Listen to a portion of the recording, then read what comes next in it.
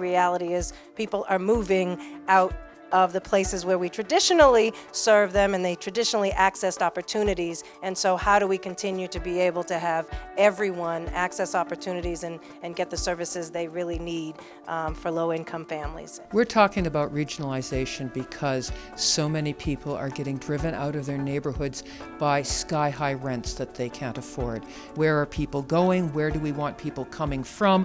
What do we want to offer the region? What do we need to be doing together regionally to both slow gentrification where it is happening, mitigate some of the negative effects of it, and help the people who are displaced find opportunity wherever they're living. As people disperse across the region, we need to be taking a regional approach to serving them and making sure that wherever they live, they have access to the opportunities they need to thrive.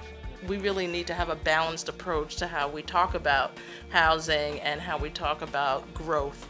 And it's families that are being displaced through gentrification. 3,500 households with incomes of less than $40,000 a year move out of the city of Boston on an annual basis. About half probably move somewhere else within Route 128. But about half of those low-income households who are moving out of the city of Boston, whether displaced or by choice, are moving much further. The issue of resources came up. There's simply not enough resources to build the housing we need, so we need to be more creative about where those resources can come from and how we can help to ease up the housing market and create more affordability for the families who need it most. The community is more than just bricks and mortar, it's more than just housing. It's people, it's their interconnections, it's the culture that's built up. And when you break that down and people scatter, how do you reconstitute that? We thought it was important for us as an organization that supports families, that wants to support communities, to be in the place where people live, work, and play. So we opened a second office in Quincy last year. What we do is we make sure that we build relationships with the community that we serve, that we are a trusting and a trustworthy service provider, and that we show up and we provide services for families there. The people that ABCD typically would serve, low-income people, people who are in poverty, it used to be a given that they would be in Boston, or many of them in Boston, but now as trends change, many of them don't live in Boston anymore. The need is getting greater, and the income range of people who need it is getting greater. And so are we taxing people regionally in a way to pay for these regional services? There are lots of barriers, I think, on a municipal level to think regionally in terms of not just around culture, but the way we finance social services and that kind of thing. And certainly hoping that I will gain some knowledge here this afternoon that I can utilize in my committee as hundreds of bills sort of filter through this committee, and it can give me some sense of what would be an appropriate direction for us to continue to go here in the Commonwealth. We certainly look for as many ways as possible to invite more people into our city, and we have to be able to have the infrastructure to do that.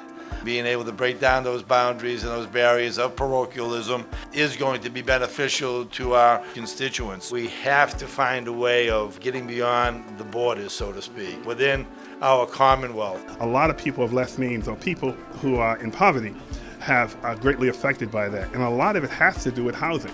I mean, that's one of the basic things that people should have, is decent and affordable housing. We created a mobile food pantry. People could not get to our Oak Square location, so we had to create a way to bring the food to the people. So we do that. We do that with our ESOL programs. Just because we have them in the North End or we have them somewhere else doesn't mean that people actually live there. The one in the North End, the majority of people work in the North End. They're Boston residents for the most part, but they work in the restaurants. And so I think there's a lot of healing that needs to happen when it comes to, very well-intentioned development. And, what are some thinkings about those practices? How do we move the conversation forward and do that work to build those relationships? We should all kind of get on the train and start having these conversations about what does the future look like? Because if we don't have those conversations now, we'll all be left behind. 20% of the housing in Boston is long-term, government-restricted, outside the market. That's more than any other major city in America. Boston is coming back. It's become the chic place to live. Let's think much more broadly than who's in my neighborhood, what services can I get in my neighborhood. Let's think much more broadly than what can my town or my city offer me that I live in. We're using this to say, let's think regionally.